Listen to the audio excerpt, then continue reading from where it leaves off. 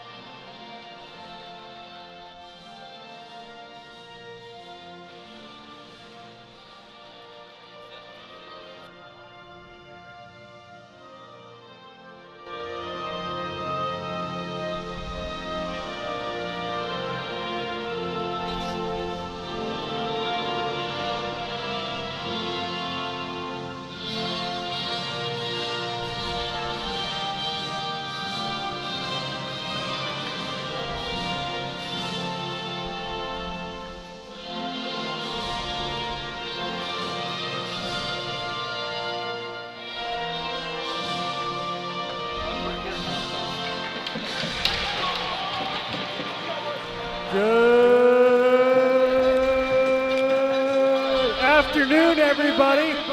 Welcome inside Oceanside Ice Arena in Tempe, Arizona, where this afternoon it is the return of the Arizona State Division II Elite Sun Devils for the second half of the season.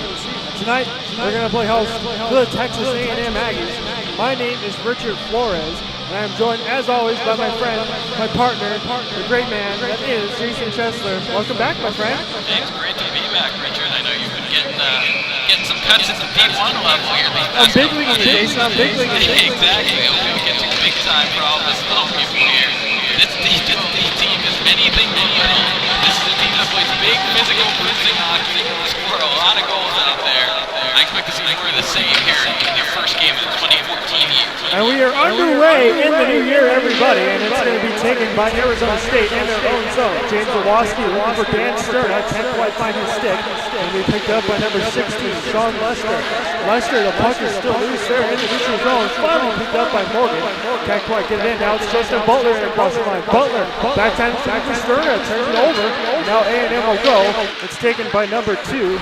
Derek Hofer can't quite do it, and gained by the Sun Devils in their own zone. It's Conzer. They have Sterna in across the line, and Sun Devils go for a change. He'll just throw it in deep, and Sun Devils will change it up early on here. Now it's LeClaire, throws an elbow down low. Near side boards. Ryan Moore going to work as well as they continue to battle along the boards there. It's Kinsey shot on right to the chest of tonight's goal for the A&M Aggies. It's number 31. Excuse me, taking the number of the goaltender. 33, number 33 in net, Tony Gerard for Texas A&M. Sun Devils showing their willingness to change lines early in this one. This D2 Elite team, a lot like their D1 counterpart, that they try to win with depth out on the ice. They're going to wear you down, because they superior numbers, change lines often, and outlast the opposing teams.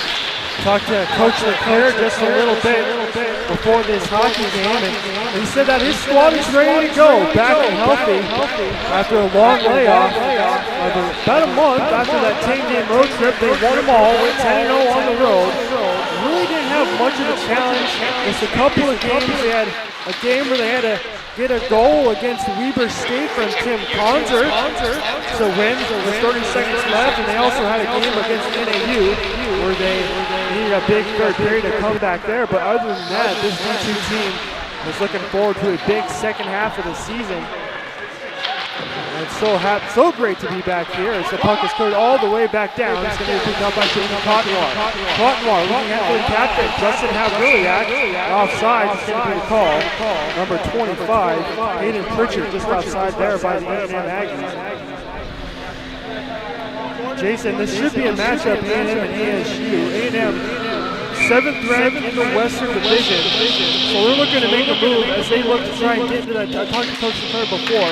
All these teams battling for that second spot right now in the automatic berth in the national tournament. Exactly, getting the automatic berth, vital for any club. If this Texas A&M team wants to turn things around, wants to make that push up from 7th, they're going to have to improve on the road. that could start here at Oceanside. Conwar shot on, rebound given, picked up now by Jacob Weissman. Weissman looking for Ingbar now. He swings and fires just wide. It's going to be picked up now by the captain. Have really at back of the line. Hamlin. Shot on, rebound given, still loose. Finally picked up by number 25, Aiden Pritchard. And Pritchard will just throw it in deep, and A&M will go for a change. But it's going to be picked up here by Brick Rambush. Brick Rambush, number 5 for the Aggies. They'll go to work in the offensive zone, but it's turned all the way back. It's going to be picked up by Jason Kuda. Kuda has Edson alongside him and across the line. Scotty Farr comes in as a trailing man. Now it's going to be shot on there, just misses the stick there of Scotty Farr, who has it near side. Farr works in deep. He's got Edson with him. Fourth line out there for ASU. Edson goes down. Still has it in deep, now it's Farr. Farr skates around, looking to do something. Farr back on line now. Waskew shot on, blocked away, deflected away, finally picked up by Enter. Enter works in deep now, Charles Edson. As the Sun Devils looking to work that forecheck early. They're doing a pretty solid job. Kept in the line by Waskew, thrown in deep again. I'd say just overskates it. Scotty Farr goes down, no call coming. Picked up by A&M, and they will look to clear. Picked up here by number 12, Brennan O'Brien. They clear it out. 16:23 to go. First period. So far, Arizona State getting a little bit going. They're back. And off to a good start. Nice save there. Not a real great shot off the stick of the Sun Devils, but we apologize, by the way, for having audio difficulties. Yeah, we seem to be having some echoing problems. You can hear Richard and Mine's voices more times than you might like. We're working on that, though, but for now, just enjoying the beautiful duplicated sounds on broadcast voices. Thrown in deep here by Arizona State. That top line changed up a little bit. Brady Morgan and Dan Sterna and Justin Butler. Dan Sterna got some time with the D1 team. He's now here in D2. Backhand chance turned away. Blocked away, picked up by number 28. Kevin Rutt, I believe. No, just throw it in. The Sun Devils will have to reset. At center ice now, it's taken by A&M. They'll just throw it in deep, and the Sun Devils reset in their own zone. Ponzer has it. Looking ahead for Sterna at center ice. Picked off there, and it's going to be number 37, Gene Constantine across the line, gets a shot away. Pad saved by Kyle Dietrich, who's in net for Arizona State. He's been money all season long. Shot out there, just thrown wide once again by Gene Constantine. Now it's going to be taken back by Justin Butler. Justin Butler trying to get something going, can't quite do it. Butler comes in as a leading point scorer for Arizona State with 39 on the season. As A&M tries to get something going, can't do it. Nice shot by Jacob Weissman to clear it back to center ice. Ryan Moore trying to do something with this one, can't quite do it. Now it's Weissman. Weissman throws it back, and Andrew Hefter will reset in his own zone. Looking ahead there for John Randall. Now it's Ryan Moore. Moore in across the line. Far side boards. He goes down. Battled on by Peter Galasso. Now it's a big shot blocked away. And now it's going to be a race to the puck. He's going to get there first. It's going to be Arizona State. And they will reset. Once again, 14:30 to go. First period. Ryan Moore has it here. Jordan LeClaire across the line with Johnny Randall. Headed towards the net. Backhand chance taken by LeClaire, just misses. Now it's wrapped around. It's going to be picked up here by number 88, Andre Cotier. Now it's the captain, number 25. He's the pitcher that goes in. Jason, so far early on, Arizona State looking pretty solid. Not a lot of scoring chances for either team, but I'd say Arizona State winning the pace of play so far early on. Yeah, ASU definitely controlling this game out of the gates. As we should have our audio in the clear now, be sure to let us know if there are any issues. And I agree with you, Richard. This is what ASU's been able to do for the most part all year. They dictate pace, they control the game, they keep the puck in their attacking zone. The question is, can A&M punish them for playing as aggressively as they do with some counter-attacking? And the thing is, too, Jason, A&M coming off a couple nights in a row of playing up north of NAU, so their legs are a little tight. Arizona State coming in fresh, first game back in the new year, and so you won't probably see it here in the first period, but definitely in the second half of the game, you'll probably look for Arizona State to start to take control. Yeah, definitely a factor. Rest always an issue in a game like hockey. The guys are going out there, they're giving it their all for their entire shifts. think that could be a factor for these Texas A&M Aggies. As I hinted at earlier, they are a much stronger team at home than on the road this year. Undefeated 10-0 at home, 8-6 on the road. They score more at home. They allow far fewer goals at home. We'll have to see which team shows up in this one. All right, I'd just like to mention who our crew is this semester, at least for today. Kenny Collier is on camera today, looking very good in an Arizona State type tie. Carla Bombard is right over here to my right. We'll see here on intermissions coming up in just a little bit. And Joey Hardy is our tech guy. We wouldn't be on the air if it was not for him. So thank you very much, Joey. That's going to be our D2 crew. Get used to it over the next couple months as we head towards nationals.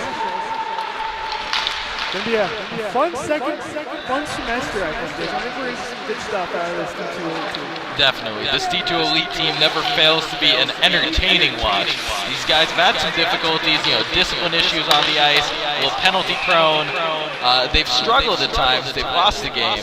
But still, this is a very solid D2 Elite team. A lot of depth on this team. A lot of offensive firepower. Great guy between the pipes and Kyle Dietrich. This team could go on a run. And you mentioned just a little bit, for Arizona State, they are currently on a 13-game win streak as they come in at 17-1 on the season. And before we had quite a long break for us at least. Arizona State took a 10-game roadie and we won them all. So they're probably feeling pretty good about themselves. Texas A&M has it in their own zone. They look clear, they get it out in Arizona State. Delayed offsides, they get back on, and it's taken by number 19, Jordan DeBeer. DeBeer will deflect it back to center ice. And once again, we apologize for our audio issues. Trying to, first game back for the D2 broadcast, so expect some technical issues. We're going to continue to work through it. Joey Hardy, big hit along the boards. Jacob Weissman throws it down, and now it's going to be Butler. Butler across center ice, he goes down, takes a big shot across the body by number 18, Aaron Wright. Nice job defensively by him, and he will skate into the offensive zone. 3 Sun Devils against 1 Aggie along the near side boards down here in the corner. Man goes down, it's going to be Butler. Butler and Helen go to work, and the whistle is blown. Offensive zone faceoff coming for A&M as the puck was stuck up along the boards. Puck stuck, puck stuck. Try and say that one 5 times fast there, Richard. And this is what we haven't seen too much of in this game, and that's Texas A&M on the attack. This team has a lot of versatility in their offense. They do have more than a few guys who can score goals out there. Bundazili is the leading point scorer with 24 goals on the year. They have multiple guys with double-digit goals. A lot of scoring threats on this Aggie squad. Face off won by Arizona State. They wrap it all the way around and out in the zone. Texas A&M will reset. Picked off by James Owoski in his own zone. He'll look to work it up. Owoski finds Leclaire. Leclaire and across the zone. He's got Ryan Moore with him. Trying to look for a man in front. Just misses wide. Now Ryan Moore in deep. Moore back in under Owoski. Owoski, a big shot. Just misses wide. Going to be picked up here by John Randall. Back in line. Is there a big shot? Just thrown wide. That's going to be Owoski inside our side board. Picked off. Play with the high sticks, and the whistle is blown dead. Faceoff should be coming outside the Aggie zone. They wrap it all the way around. 10:26 to go. Basically, I'm kind of intrigued by the fact that we're about halfway through this first period. I don't think either team has really had a lot of good scoring chances. A lot of stuff behind the boards. Nothing really in scoring areas. A&M doing a very good job of this. I absolutely agree with you, Richard. This Aggie squad showing up solid over there. That was a good look, too, for them. The key to stopping this ASU D2 Elite attack all year has been to force them to the sides, force them to the boards, force them behind the net. It's hard to keep this ASU squad out of their attacking zone. What teams can do against them is stop them from getting in front of the net. Don't let them drop that puck into the slot. Don't let them get good chances. By the goaltender, Tony Girard. For Tony Girard. On the season, he comes in with a record of 7-4. We really saw a goals against average of 257. So he's by far been maybe their best goaltender on the season. so far. Nice save there. His best save of the hockey game so far. Texas A&M all the way down. It's hard to keep this ASU squad out of their attacking zone. What teams can do against them is stop them from getting in front of the net. Don't let them drop that puck to the slot. So far, A&M able to keep this game a little bit more back and forth than some teams have been able to against this ASU squad. And on top of that, getting good chances so far. Honestly, I think Texas A&M's had a couple of better looks than what ASU has seen when they've been in ASU's zone. Hot water into Ingbar. Really yacked out front. Tipped away. I believe that was blocked away by number 44, Zach Steeman. Nice block by him as Arizona State controls. Taken away by the Aztecs. Aggies. There we go. Johnny Menzel. And Tim Conzer has a back line. He gets the shot away, and A&M will reset in their own zone. Gets away by number 91.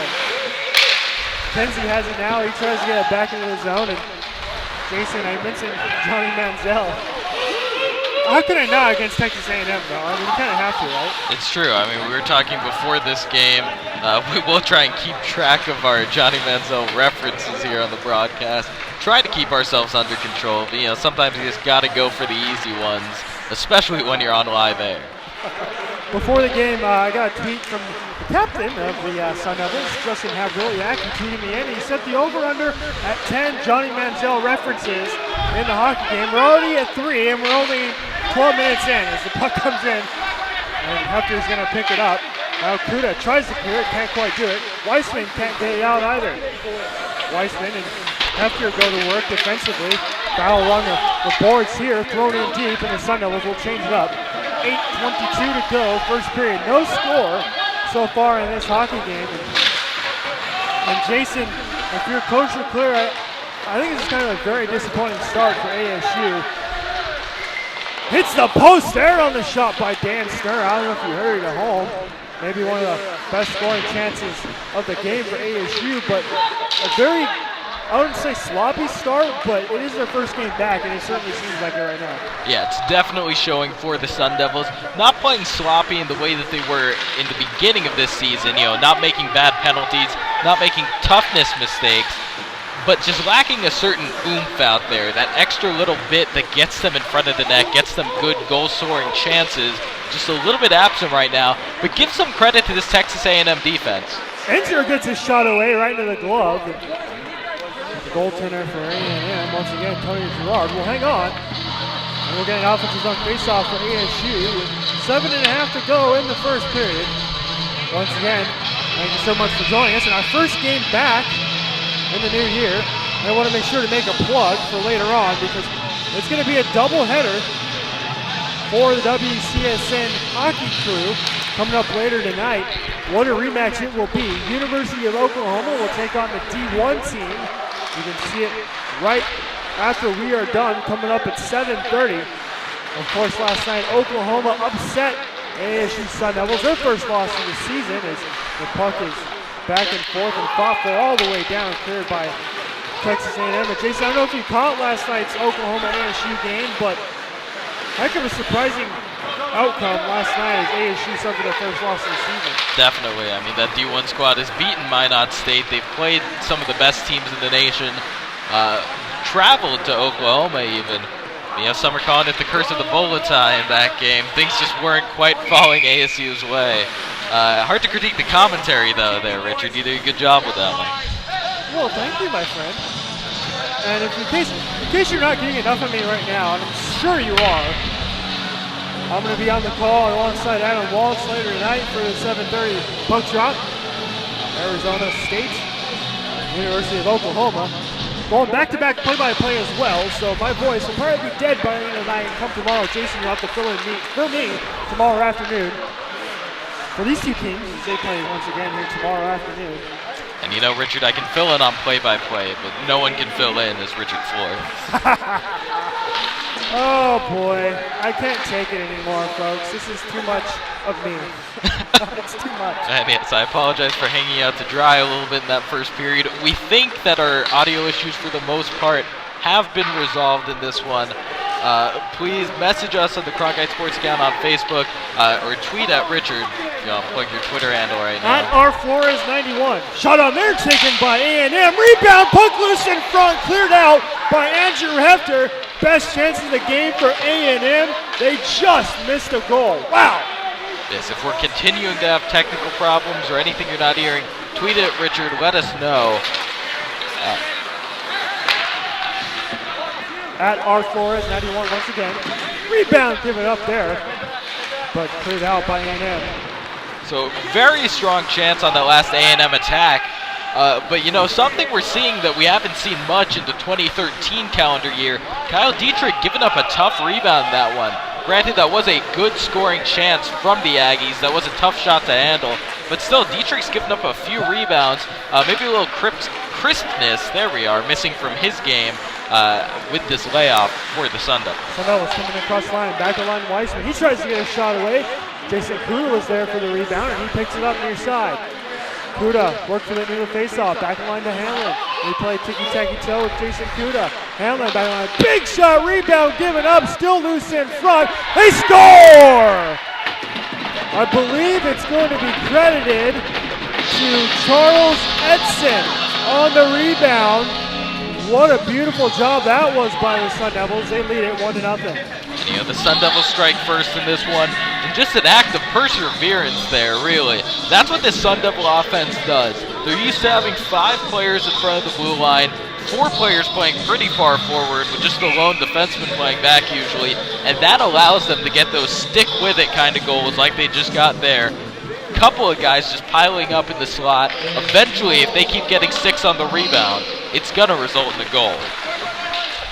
They're going to give the goal to Scotty Farr. And he gives the Sun Devils that 1-0 lead. He gets the assist from Charles Edson. And for Scotty Farr, that is his 4th goal and 9th point of the season. What a beautiful job that was by ASU. Usually we see a lot of skill goals from them because they have so much skill, but right there, going down and dirty off the post, Dan Sterna. So Scotty Farr gives the Sun Devils a 1-0 lead as number 33, Tony Gerard, covers up there. And yes, Sterna bringing just a little bit of a different dimension to this D2 Elite squad. You know, getting bumped straight up onto that first line, along with Justin Butler and Brady Morgan. It's a tough role to play in. Butler and Morgan are guys who have just such a great connection between them. They play off of each other so well with deep passes, and both of them being great open ice skaters. It's got to be tough for a player like Sterna to just be plugged in there on the right wing, but he seems to have adapted well. That was a strong chance from him on that last possession. Sterna looking in front for Butler. He has it. Now Inzer across to Iwaski. Kevin Hanlon getting an assist.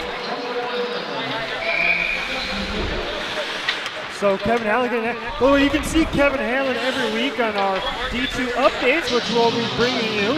And as soon as we get our cameras from the Cronkite School. So that'll be coming up in just a couple weeks. Look forward to that.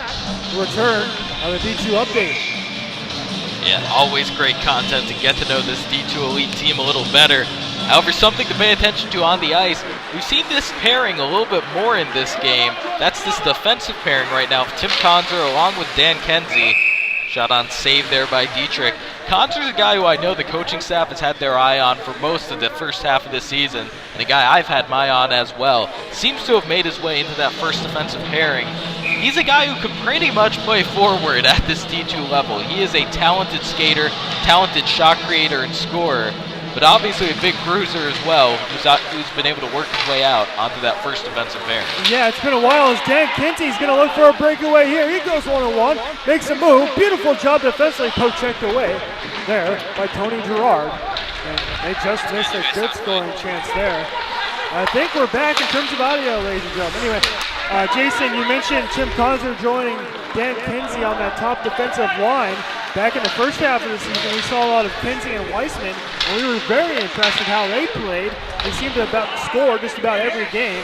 It looked like speaking of defensive forwards and defensemen, they had a lot of offense coming from their blue line. He was saying that was glove save by Dietrich. Oh, he thought he was going to glove it down. He finally controls it with 3 or 5 to go in the first period. And you can see Kyle Dietrich trying to shake a little bit of the rust off here at the beginning of 2014 right now. But as you mentioned, Richard, that first pairing was pretty lethal on both offense and defense. I'm sure it took a lot for Coach LeClaire to decide to break those guys up. We have seen a little of Jacob Wiseman in this one. Seems to be down there in kind of a third defensive pairing right now. But Tim Conzer is a guy who can fill that role, playing both sides of the puck, getting across the blue line and playing offense too, just like Jacob Wiseman can. That's something to look forward to in the second half of the season. Again, getting that offense from the blue line as Cody Ingbar brings it across center ice. And into the offensive zone, taken by Cottonwall. Cottonwall works with it near the faceoff circle, showdown, rebound given, still loose in front, still loose. And it's finally taken and won by Cody Ingbar. Ingbar looking for Justin Havrilyak in front. Pad saved there by Gerard and turned away by A&M. Beautiful job by Justin Havrilyak to keep the puck alive in the offensive zone as he continues to work. Now it's Hanlon. Hanlon gets a shot away. Havrilyak looking for the tip, still in front. Cody Ingbar now, and great stuff there by the Sun Devils, working it for everything on that shift. One of the better shifts of the game, I do believe. And while that attack was going on, or should I say just before that attack, Jacob Wiseman actually took a big shot into the boards. He had to check himself out of that one. And that's kind of why Kevin Hanlon came on a little bit earlier as defensive partner in Zach Inzer. So we will keep our eyes on Wiseman, see if he just got a little shaken up by that one, or if he might miss time as he took a big shot. Taken here by number 39, he'll just dump it in, but now it's taken by Jason Kuda. Kuda looking for Farr, the goal scorer, can't quite find his stick. Now it's taken by A&M in their own zone. Number 2, now taken here by number 91, Chaz Mazzilli. He'll throw it in deep, looking for number 28, Kevin, let me make sure I pronounce his name right.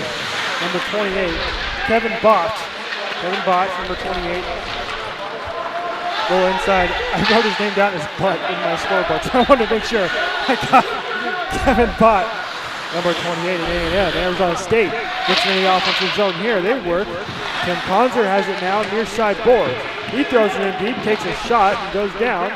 Battled in here, deep. Brady Morgan goes to the ice, and now it's taken here by Derek Hofer. Hofer across the line gets a shot away and turned aside by Arizona State. Now it's A&M that looks to go as we approach 1 minute to go in the first period. Tim Conzer looking to get it out, can't do it, glove down. It's going to be a hand pass as Zawoski tried to swat that one down. 56 seconds to go in the first period. Yeah, Watsky getting a little too aggressive there with that pass. You can't be too disappointed if you're this Texas A&M team being down 1-0 in this one. Granted, A&M's gotten a few chances that they haven't been able to deliver on, but so far they've missed out on a couple of ASU's had a couple of decent scoring chances that haven't gone their way either. And right now, for a team that struggles on the road like the Aggies do, this has to be the start they were looking for. Winding down the first period, it's taken by that top line. Now Butler in across the line. Looking for Morgan just off his stick. And the Sun Devils, nice keep by Brady Morgan. He skates in, gets a shot away, blocked away by number 16, Sean Lester. Arizona State continues to control it. Now it's taken by A&M. Nice job, Dan Stern on the back check. Now it's taken here by A&M. They'll clear it out. The Sun Devils will reset. 18 to go. By the way, stick around. Coming up right after we are done. Intermission. Kennedy Collier shut on by Butler, turned aside. Intermission report coming up. Kennedy Collier, Carlo Bombard breaking down that first period. Interesting first period to say the least. And Sterna gets a shot away. It goes wide and we wind down in the first period. And it's been an exciting one. Not quite the offensive explosion that some ASU fans might be used to. But this is a close competitive game right now. This ASU squad has looked good, in my opinion, out there. Haven't been able to quite capitalize on some of those goal chances. Caught you putting your computer down on camera. Sneaky. I am a man of technology. You're not using the pen and paper notes like you are, Richard. But yeah, this ASU squad, I've liked some of the changes that Coach LeClaire has made over that road trip, over our break from broadcasting this team. I've been very impressed by the way that Dan Stern has been able to fit into that front line, making a great pass to Justin Butler there towards the end of that first period. Hasn't led to any goals for ASU. Again, give some credit to the Aggie defense on that one. But so far, I think so good for this ASU return. Yeah, I think it was just a matter of them getting their legs back underneath them in that first period. It is their first game back, and A&M coming off 2 losses to NAU. So I think as this game goes on, we mentioned it already, Arizona State is going to start to pick up their pace of play, and they're going to start to pull wins. It's possible. You know, they definitely, I would expect this ASU team to kind of get things going a little bit more. Some of those decent chances on net could turn into goals for the Sun Devils. But that A&M team, they did look good defensively. They had a couple of tries at Dietrich, and Dietrich seems to be allowing a few rebounds today. That could come back in the name of a couple of Texas A&M goals. It might. You're going to have to stick around to find out. Once again, for Jason Chesler, my name is Richard Flores. Our score, again, after 1 period of play, Arizona State is up 1-0. Stick around for our intermission report with Kenny Collier and Carlo Bombard. Stick around, everybody.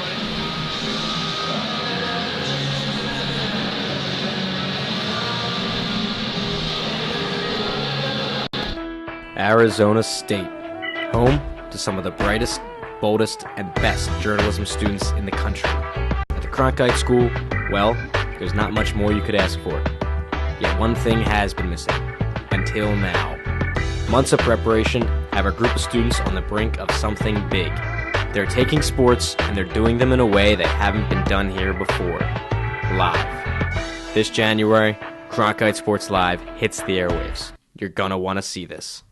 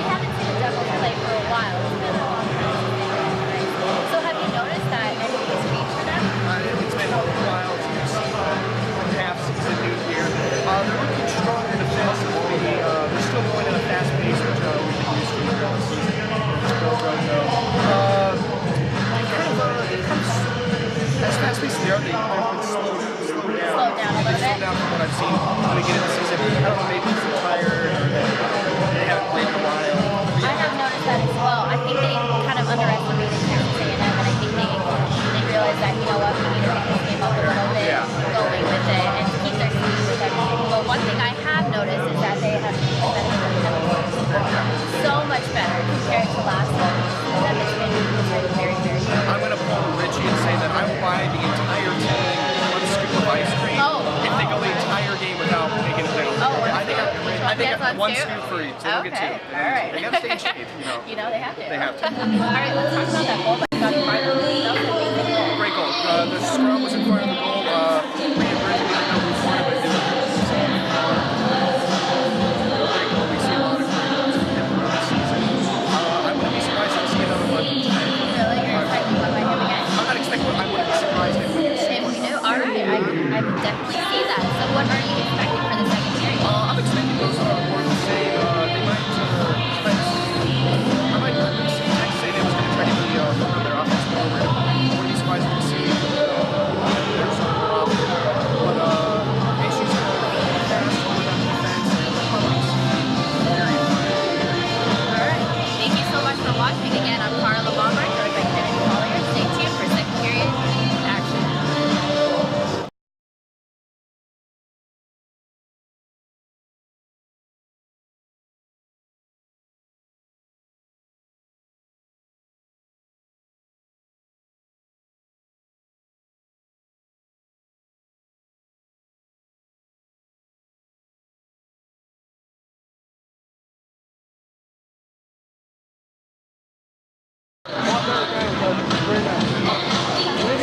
Maybe move it a little too much. Okay. But other than that, I thought it was very good.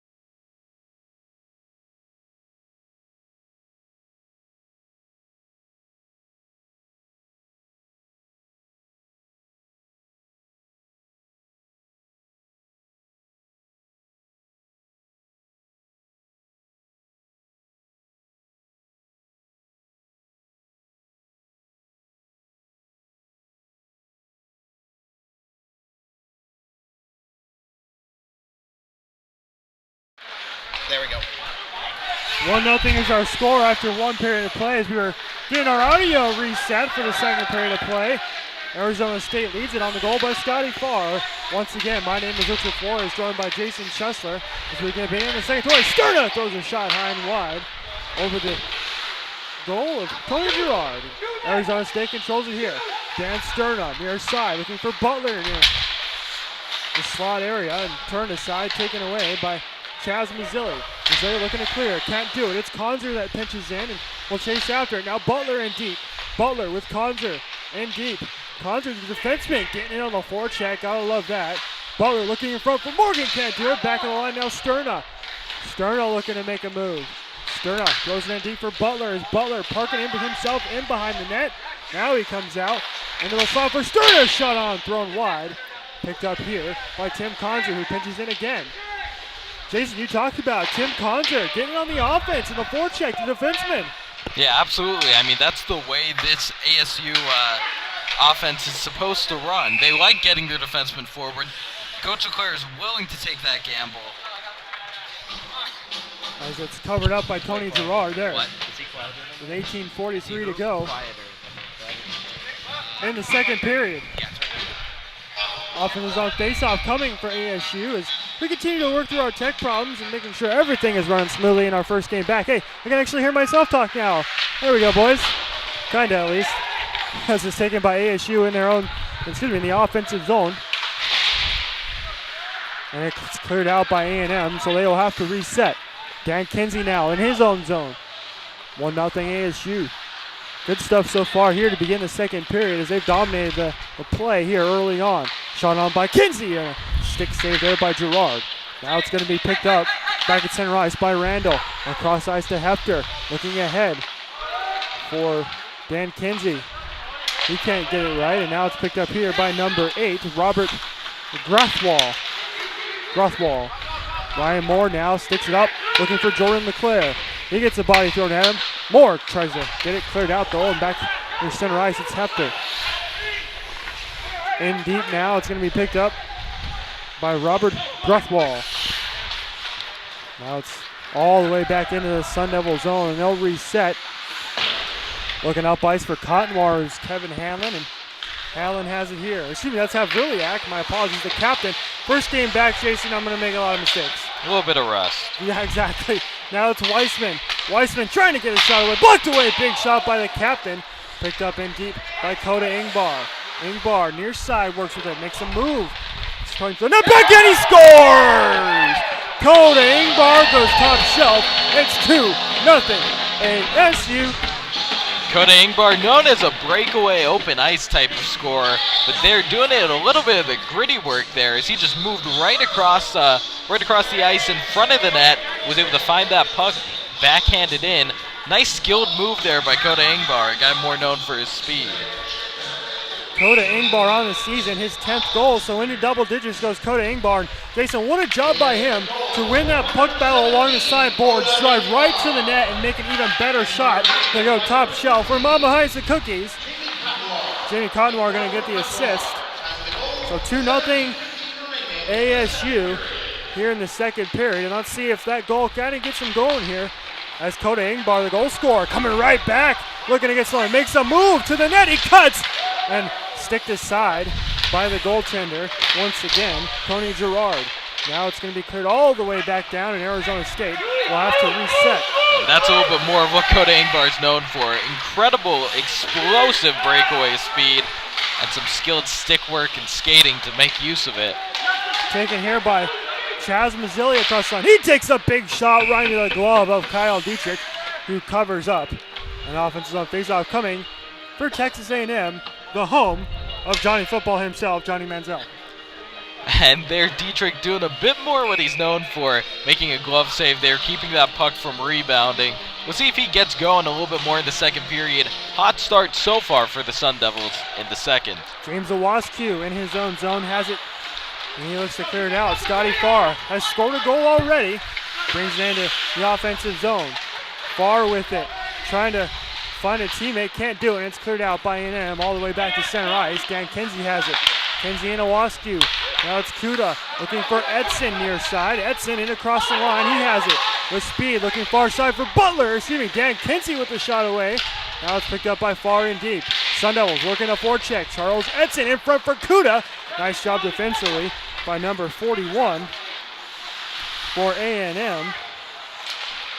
Don't have a number 41 on my roster, folks, so I apologize for that. Maybe it was probably number 44. Most likely it was Grayson Ridge that made a nice defensive play on that last chance by Arizona State. A&M goes to work here. It's going to be chased in by number 37 for A&M, but icing is the call. Gene Constantine couldn't quite get to the puck, so offensive zone faceoff coming for ASU. 15:28 to go, second period. And A&M has really been put on the back foot here in this second period, unable to get that puck clear of the ASU offensive zone without icing it so far. I think it's just been a sign of slightly crisper passing, slightly crisper play as a whole from the Sun Devils. Nice face-off win by Brady Morgan, deflection in front, turned aside by Gerard. And now it's Morgan, works near side, looking for Sterna in the slot, picked up by Kinsey, shot on, thrown wide. Going to be picked up by Tim Konzer, back the line. Konzer looking to make a move, kind of fans on the pass, but it's picked up again by Sterna. Sterna, deflection, looking for Butler, and it's covered up by Gerard. So back-to-back chances, Jason. Two great chances on deflections, and maybe that's what the Sun Devils was trying to do here in the second period of play. It's definitely a good way to score, especially against top-tier goalies like the ones you'll see in the ACHA. You know, confusion is your friend as an offensive hockey player. You want to know, it doesn't really matter if you don't know where exactly the puck is in front of the net. Butler shot on, goes high and wide. Gerard got a piece of it, though. Nice job by him. Picked up by Brady Morgan. One of the assistant captains gets it in for Justin Butler as his top line goes to work. What else is new? We've seen great stuff from them all season long as Sterna keeps it in back of the line. Now it's taken away. Back by ASU is Brady Morgan as ASU relentless right now on the forecheck.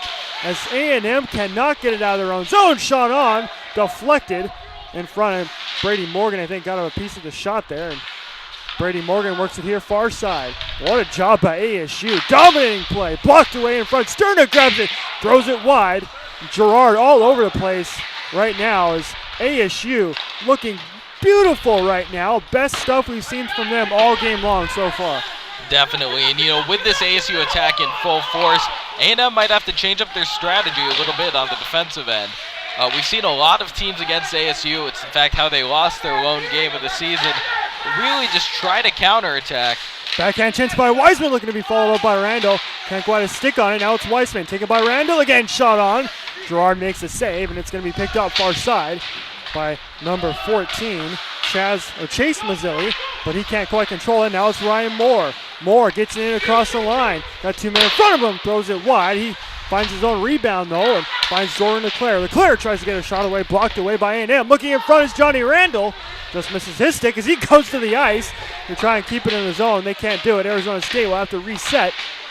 That's on the line offside call as A&M gets it all the way out. Big hit along the boards laid down by Chase Mazzilli.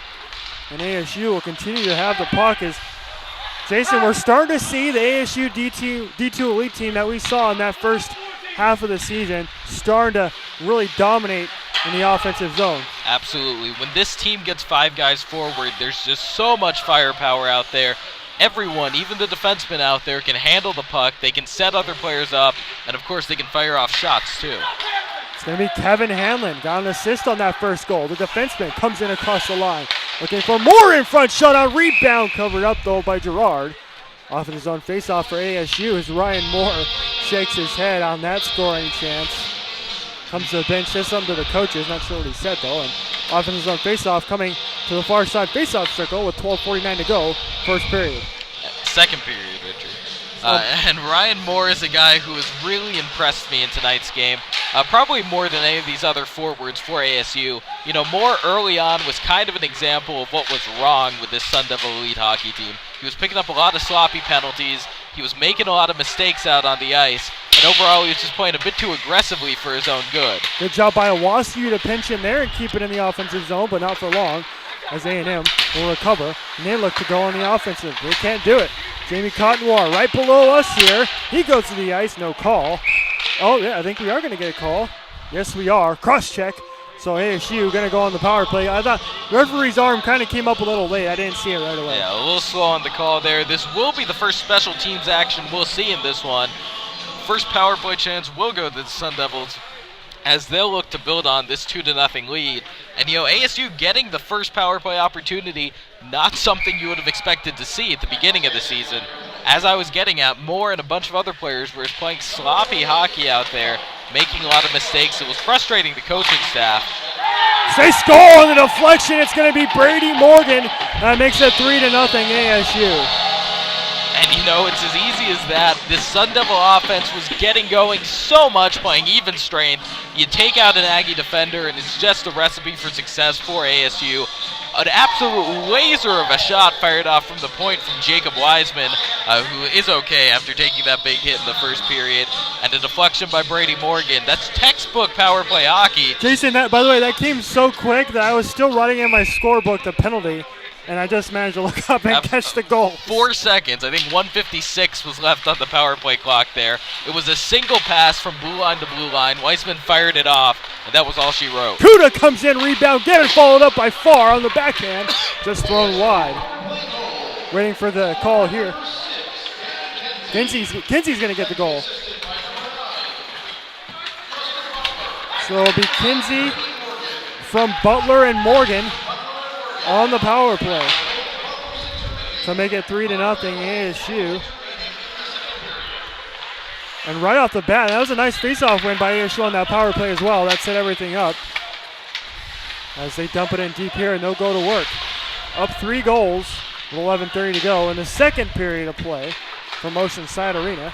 Thank you so much for joining us once again as we restart our little hockey thing. We like to call it D2 Elite. Now it's going to be Weissman throws a shot high and wide. They're changing that third goal to giving it to Jacob Weissman. Yeah, I was a little suspicious of that one. I don't like to call out the official scorers here at Oceanside. They're actually sometimes atrocious. I definitely saw that puck fly off of Jacob Weissman's stick. So no deflection actually is the ruling. Still, incredible shot by Weissman. He was the catalyst on that one. Whether that puck got deflected in or went straight off his stick to the twine. Rare offensive zone faceoff coming here for Texas A&M. A&M needs an answer right about now. Obviously, 3 goals is by no means an insurmountable lead. But, being smothered like they have been in this second period by ASU, it's just demoralizing going into the third. A&M trying to recover the puck here, but it's taken by Brady Morgan. Looks for Butler, can't quite find his stick, and ASU out to reset as that puck comes out of the zone, and Hanlon just throws it in as the Sun Devils come back on side. Taken here by number 19, Jordan DeBeer for A&M. He looks ahead, can't quite find the stick there of number 88, Andre Trottier. And now it's going to be Inzer in his own zone. Inzer loses the puck, and he turns it over in front. Nice job by Brady Morgan to shot from the point, looking for the deflection, was number 25. Hayden Pritchard, good scoring chance there by A&M, but right back comes Brady Morgan looking to make a move, turned aside though, and now it's going to be Sterna takes a shot, rebound given up, and turned all the way back. Back and forth we go here over the last minute or so. Couple of good scoring chances by both teams as Johnny Randall resets here. He gets a little shot in the boards, and Randall goes at it with number 8, Robert Krathwall, and now it'll be change on for A&M. Stretch pass looking for LeClaire. He comes in across the line. All he can do is just dump it in and turn it back over to A&M as A&M clears it out. ASU will have to reset. Under 10 to go. Second period. A&M will reset now in their own zone. They like to get it out. Taken here by number 12, Brandon O'Brien, and he gets it ahead to number 39, Isaac Garboni, I think. Apologize, folks. Let me get it right. I want to make sure I get it right. Number 39, Isaac Garboni. So I did get it right. And, we've seen A&M get kind of their best chance in the second period off of that ASU defensive zone turnover. Those are pucks you need to capitalize on against this ASU squad. Those were mistakes they were making a lot in the beginning of the season. Not so much these days, but the Aggies just unable to provide an answer. As, ASU will be able to get this one clear. They really have to consider changing up their defensive approach a little bit. on the A&M bench. Deflected in on goal, but turned aside by A&M as it's going to be picked up here by Jamie Cottonwar, who keeps it in nicely in the offensive zone. Cottonwar and Havrilyak will go to work, but it's taken away by number 5, Bit Rambush, excuse me. Bit Rambush. And that is his nickname, by the way, Bit. Yeah, it does actually have a real first name. It's Harold. There you go. But we'll call him Bit for now. As Jamie Cottonwar comes in here, looking to make a move, and it's going to be Coda Ingbar who works in deep here for ASU. Cottonwar comes in to help. Taken away here, though, and then finally won back by Cottonwar. Shot on, blocker save by the A&M goaltender as it's turned aside, and A&M will look to reset. That's out of play, and that wasn't deflected. Or actually, they're out calling it a deflection. So no delay of game there. Lucky bounce. This Aggie squad right now, they need to consider allowing their forwards to leak out a little bit more in the defensive zone to try and get a couple of breakaway chances here. A&M has really not gotten to try at Dietrich in a one-on-one or breakaway type situations. I think that's going to be the only way they're going to be able to scratch some goals across against this just overpowering ASU pressure. The way it's working right now is A&M, with leaving all those forwards back, not allowing anyone to leak out for the breakaway, they're still just under so much pressure from the ASU attack. And then when they do get control of the puck, the defensive zone pressure out of ASU is just too much, and they end up turning it back over. Charles Essing gets his own rebound, fans on the shot, and A&M will get it out and clear it all the way down, so ASU will have to reset, and it's picked up by Jacob Weissman. Tucks it ahead, looking for Kuda. Kuda throws it in deep, and ASU will give chase. Touched there by the goaltender Gerard as Scotty Farr gives chase in deep, and he works 1-on-2. Now he gets help from his teammate Jason Kuda. A battle, continue to battle, and the puck is blown dead. Face off coming to the left, or excuse me, to the right of Tony Gerard inside the Sun Devil offensive zone. It looks like some full switches coming out for both teams. You mentioned this in the first period, Richard, coming off back-to-back games for the Aggies up in Flagstaff against NAU, whereas ASU coming into this one fresh out of their winter break, so to speak. We'll have to keep an eye on that as the second period progresses and into the third. Can A&M keep up with this ASU depth, or will ASU be able to kind of pull away in this one? I kind of have a feeling they will, as they already have started to do that here in the second period. Much better second period than the first, as ASU dominated offensively and kept the puck control for most of the second 20 minutes. As Brady Morgan's going to come in here using his speed, and we're going to get a hooking call as that stick got stuck right in the hand there of Brady Morgan. So Arizona State's going to get their second power play of the period. Yeah, pretty blatant hook there. Morgan got turned halfway around on that play. But again, you're not going to beat this Sun Devil team if their offense is firing, that is, if ASU is beating you to those neutral zone loose pucks. These Aggies, they need to be ready to pounce on those pucks, looking to break away off plays like that. But instead, it's Brady Morgan delivering with the breakaway, earning his team, the Sun Devils, a power play. A&M gets a big face-off win, so they'll throw it all the way back down into the ASU defensive zone. And it's going to be picked up by Brady Morgan. Morgan looking ahead for Butler. Butler in a little miscommunication.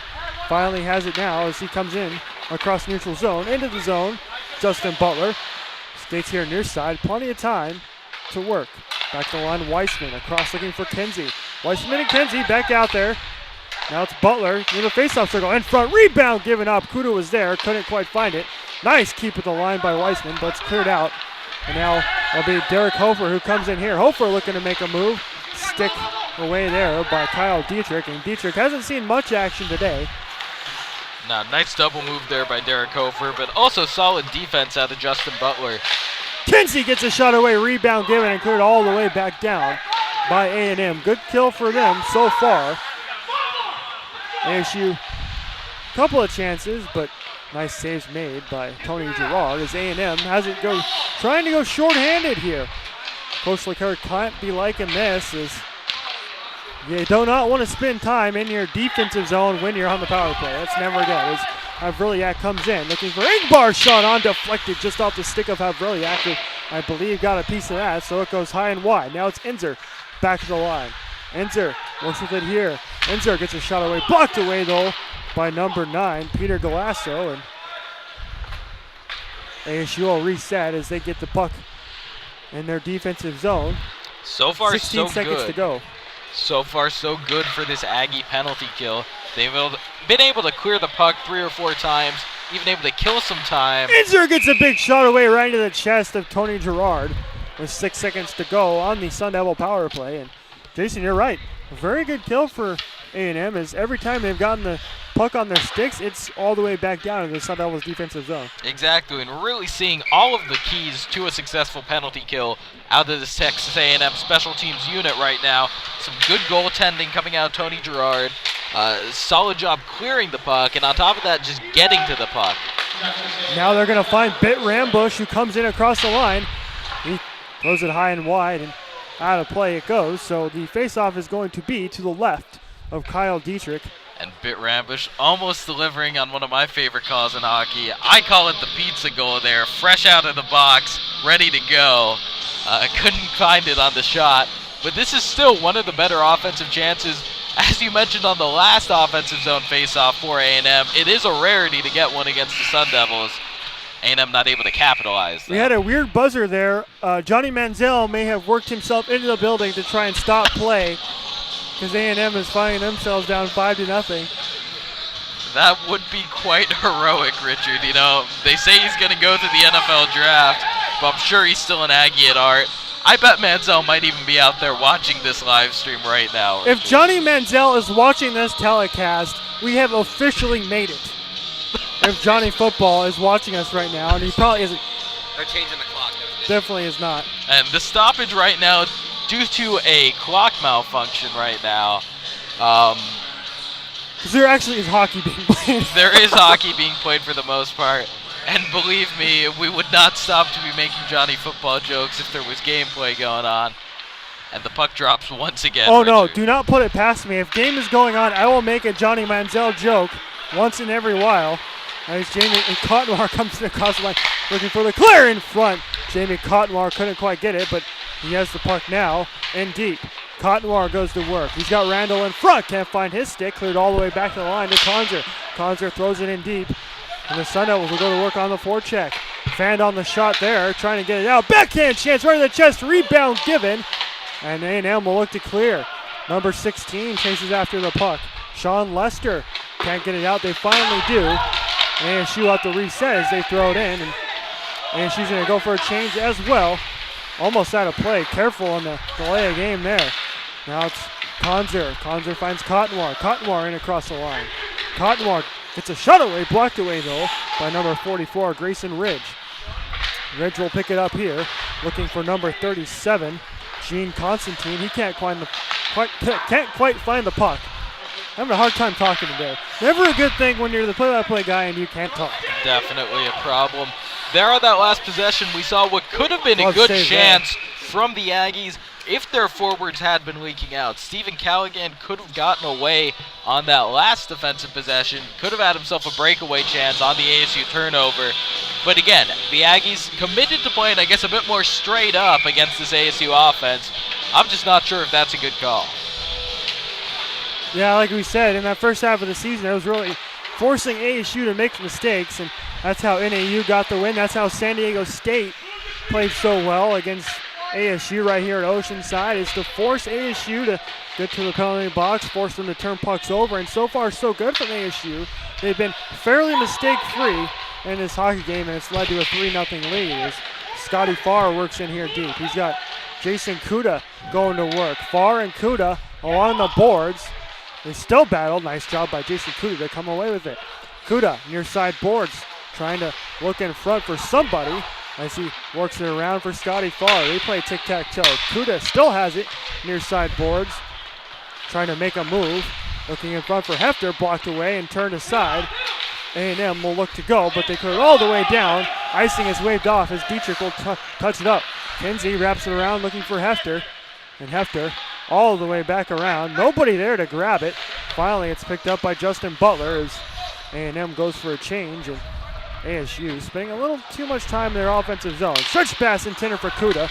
Nice job defensively there by Robert Grathwall to kind of stop a ASU possible breakaway. Picked off here by A&M. Morgan gives chase here. Can't come away with it. Taken by number 19, Jordan DeBeer. All the way back to neutral ice is Andrew Hefter. Now it's Weissman in his own zone. Weissman has it here. Back to Butler in the neutral zone. Makes a move and finds Hefter here. Hefter just taps it in and he'll go for a change. Kevin Hamlin will come on for him. Dan Sterna looking for Butler. Backhand chance. Rebound in front. Nice job defensively by number 19, Jordan DeBeer, to clear it out. And all he can do is just dump it in deep and give A&M a chance to change, as Kevin Hamlin has it here in deep in his own zone for the Sun Devils. Sterna back of the line here.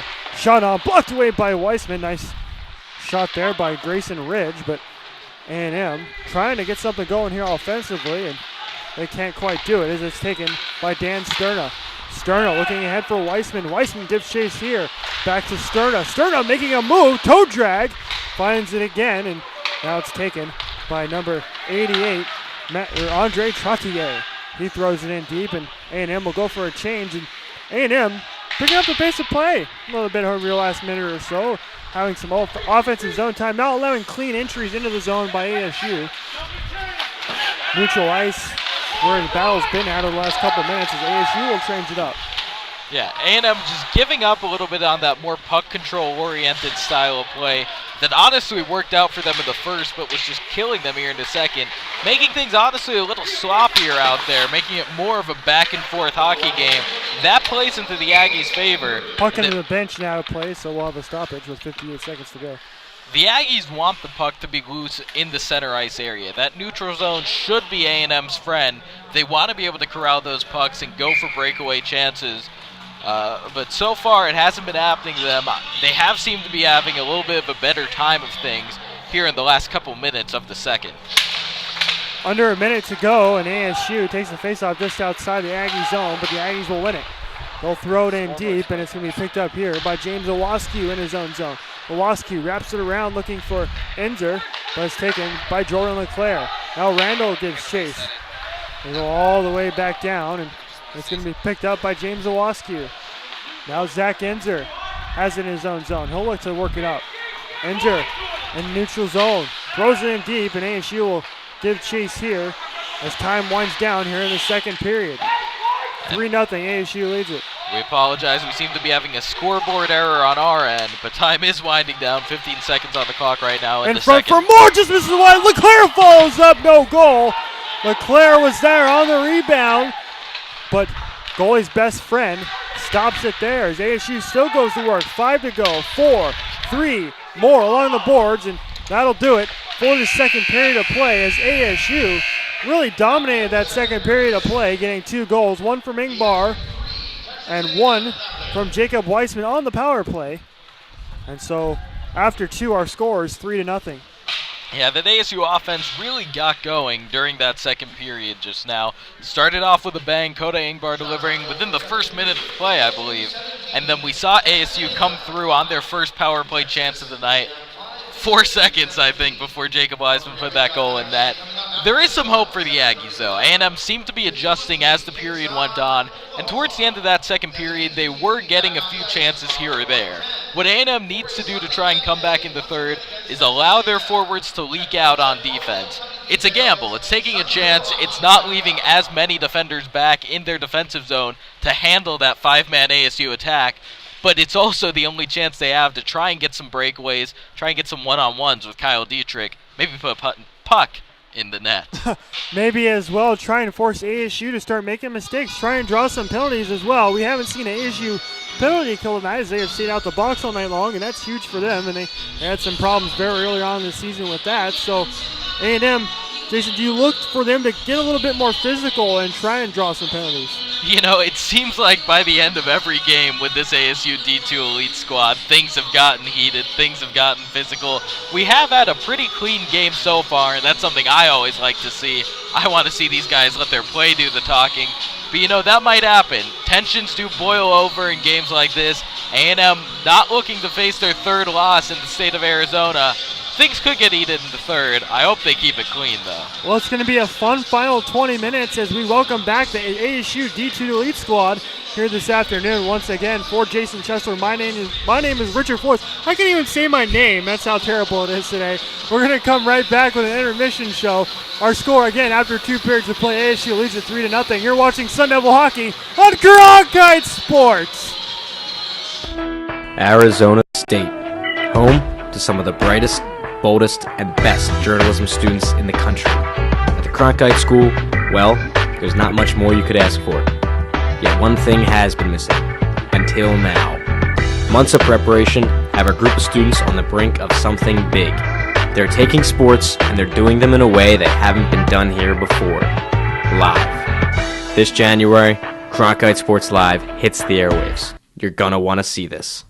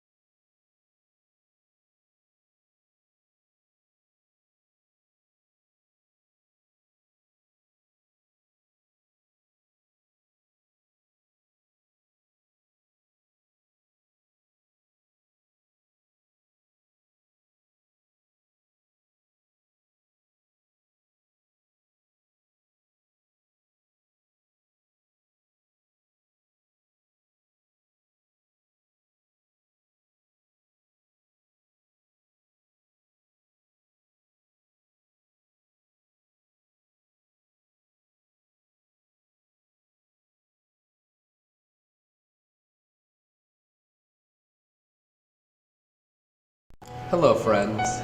Here at WCSN, we have a tradition of anchor tryouts. The ASU Arizona State football team is getting ready to gear up for the start of their football campaign. The ASU football team is getting ready to head into camp to get their season underway. The ASU football team is gearing up for their 2013 season. Friends, it's a tradition unlike any other.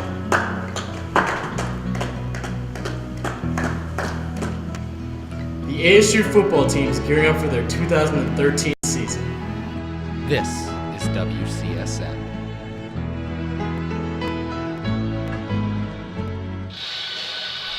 welcome to the second period intermission report. I'm Carla Bombard, joined by Kennedy Collier. After the second period, the Devils lead 3-0 against Texas A&M. So Kennedy, can we talk about this period? It was all about power play goals for the Devils. I know, that was the quickest power play I've seen in professional or in college hockey. I think it was 4 seconds. Like Richie was writing down the penalty on his pad of paper, and all of a sudden we have a goal. All of a sudden we had a goal. Fantastic. This is the Arizona State team that we've seen in the beginning of the season. They're a lot faster and they're making plays, and they haven't had to. I said before the end of the first that we're going to see a lot more defense for them. We didn't see hardly any defense. I think they had a total of 3 minutes of defense, and I'm going to give the most bored player award to Kyle Dietrich, because he didn't have to do anything. He should be bored though. That's a good thing. Yeah, it's very good when your goalie gets bored, I'm going to say, but hopefully, I want to say hopefully, but maybe he'll get a little more action. Yeah, but a little bit. It's still a good thing to see your goalie bored. But it's definitely been, honestly, for me, from what I've seen from the Devils, this has been one of the best periods I've seen out of the D2 Devils. They've been doing a great job, especially with all those power play goals, like we've been talking about in the past. Yeah, exactly. They seem. I don't want to say they weren't a team in the first period, but they seem relaxed. Exactly. Yeah, relaxed. They seem relaxed. They seem relaxed and just comfortable with each other and actually know what to do and feel great on the ice, and that in return gives them goals, which is great. A great game, and even better Johnny Manziel references from Richie. Yes. So you can't ask for more. Of course. So even though they did great this period, is there anything maybe that they could improve on? Anything kind of small, big? What do you think? Try to get a penalty, so I don't have to buy your ice cream. Just kidding. I would say tighten up their offense more. Yeah, they scored 2 goals in the period, but it can't hurt to tighten up your offense. Get the passing. Yeah, get the passing to improve. Other than that, I think we're looking at a great third period. I think they've been doing great. I just think they need to finish their checks. I feel like they kind of leave it open and then they don't finish it. They just need to go after it and finish those checks, and I think that in return will help us a little bit. Yeah, it's becoming an increasingly more aggressive game, and if you know me, I enjoy aggressive hockey games. I love aggressive hockey. I love aggressive. That's why I'm an Avalanche fan, because we can't score, we just hit people. So I just love good old-fashioned, hard-hitting hockey. Yes, me too. Well, thank you so much for watching. Again, I'm Carla Bombard, joined by Kennedy Collier. Stay tuned for the third period action.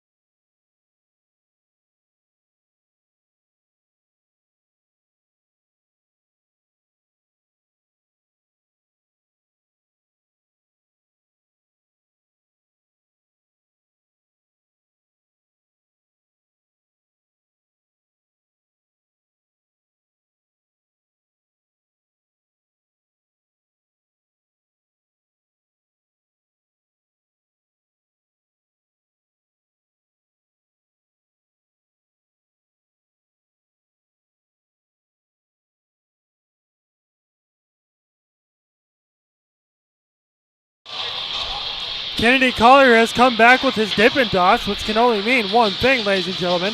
We are about to start the third period of play for Oceanside Ice Arena here in Tempe. Once again, Richard Flores and Jason Chesler here to bring you all the action.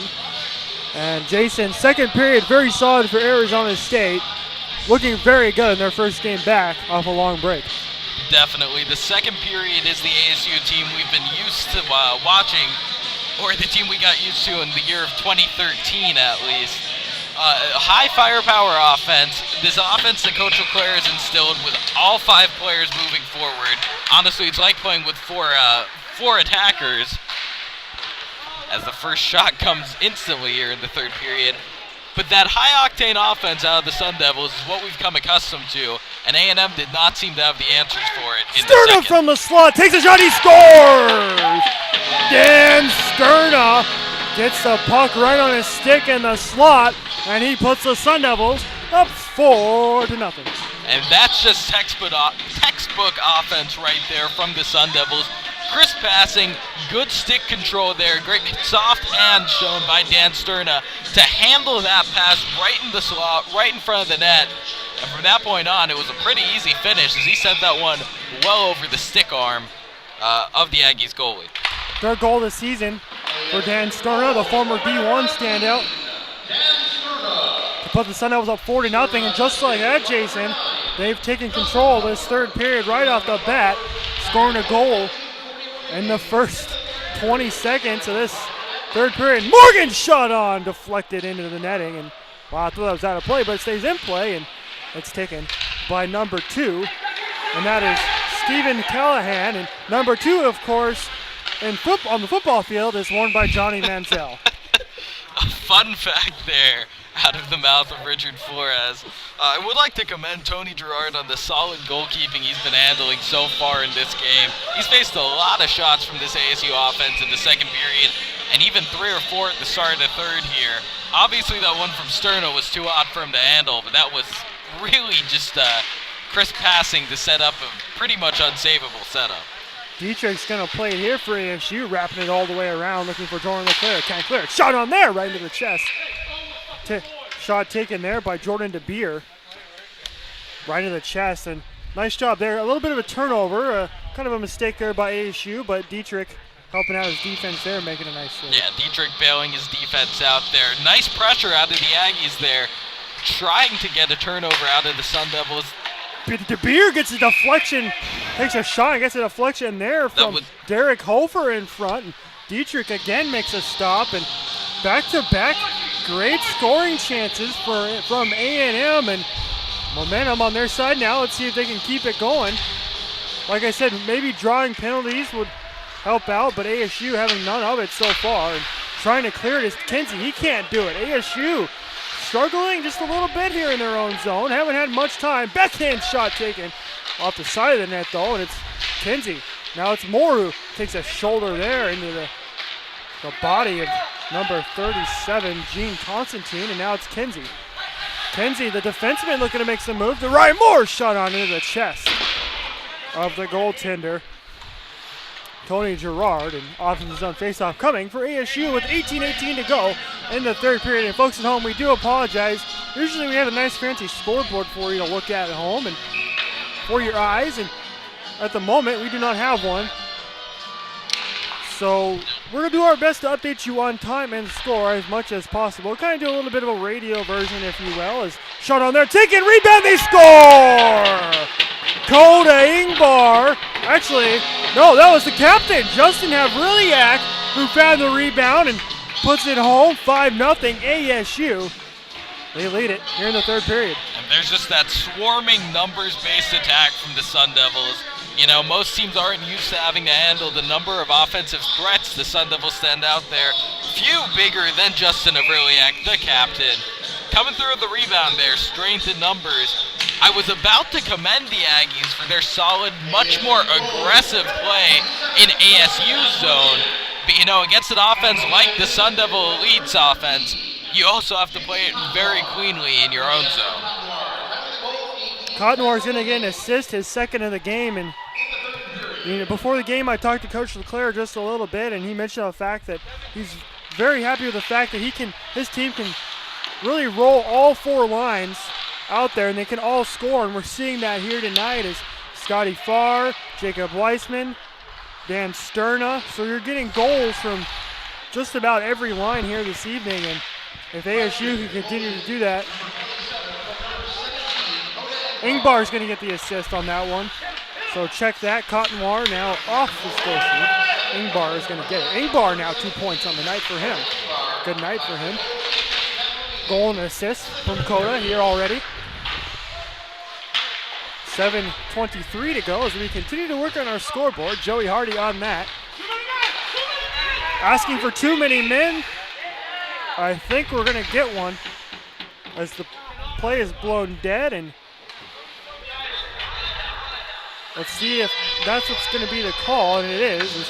Number 39, Isaac Garboni is going to go to the box, and ASU is going to go on the power play here thanks to a dumb penalty. Too many men on the ice for A&M. Absolutely. Those are the kinds of mistakes teams can't afford to make against a top-tier ACHA squad like this D2 Elite ASU team. You know, you can't gift them penalties.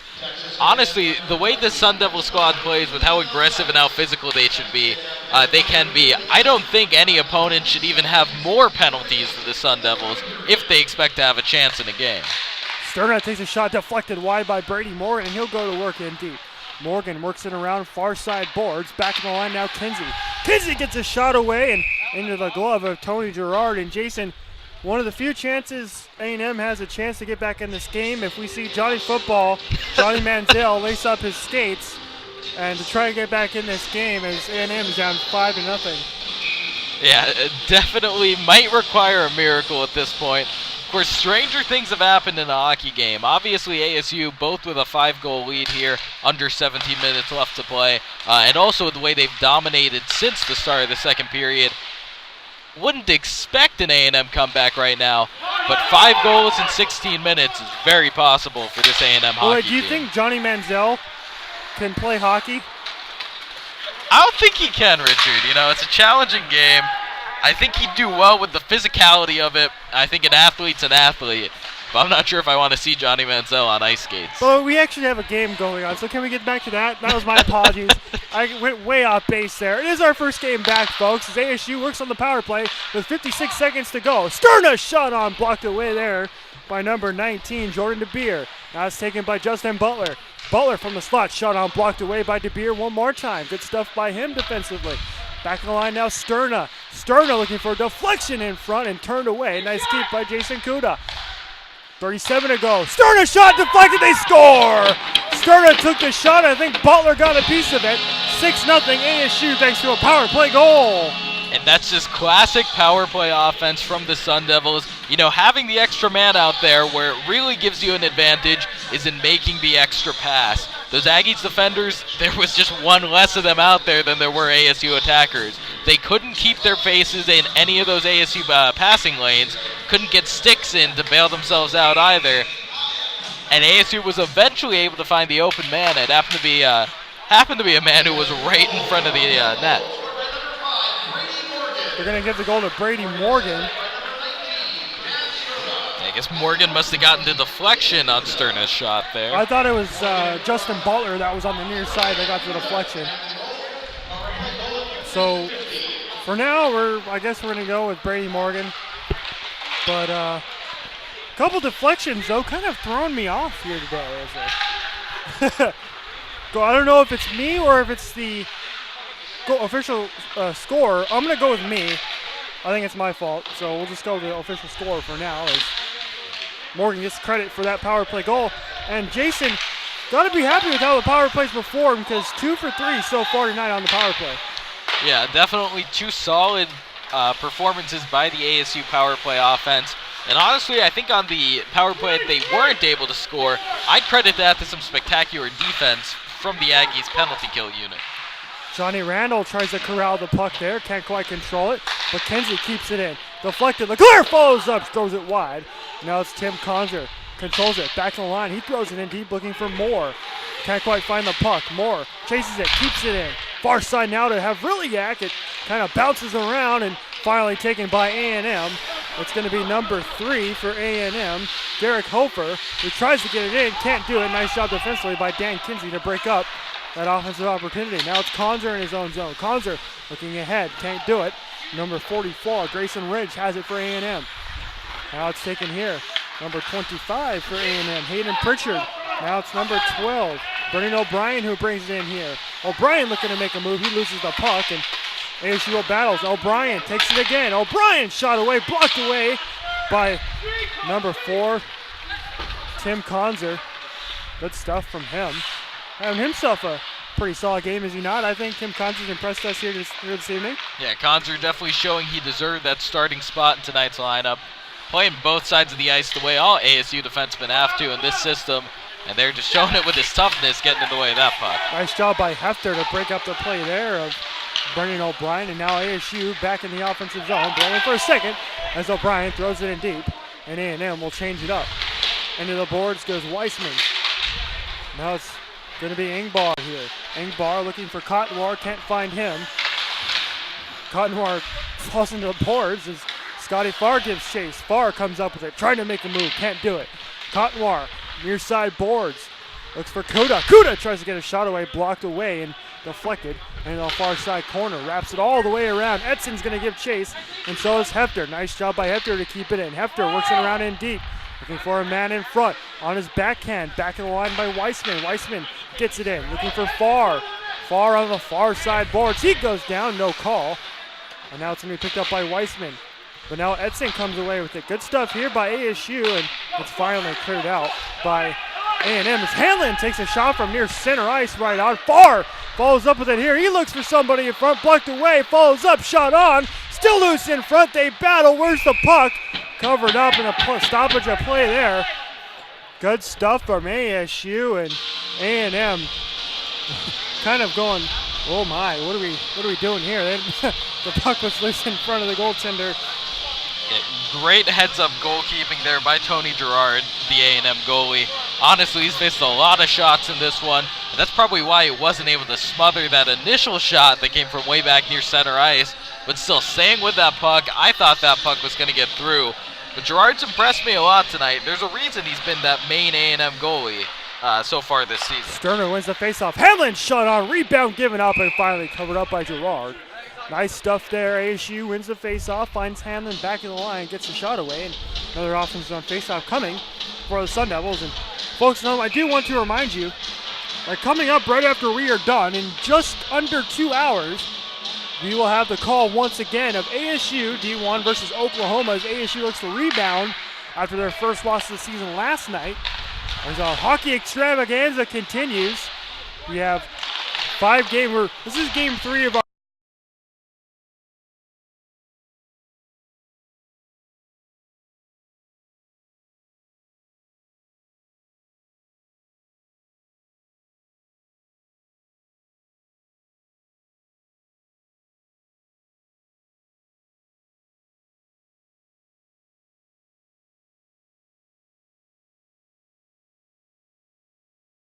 shot away. Nice stop by Tony Gerard with 11:43 to go, and we're still working on our scoreboard. And 11:43, third period, 6-0 ASU. Jason, good stuff from ASU. I'm really liking what they're doing so far. And most impressively, they're staying out of the box. And exactly. That's really what has impressed me so We've far. seen this offense out of ASU time and time again all through the year. Even the game they dropped to NAU and some of the games they struggled in earlier this year, they still had this overwhelming style of offense. One, it comes from the sheer amount of talent on this D2 Elite squad, but it also comes from how aggressively their defensemen play in Coach LeClair's system. Rebound in front, still loose. Gerard on his front there, and he covers up.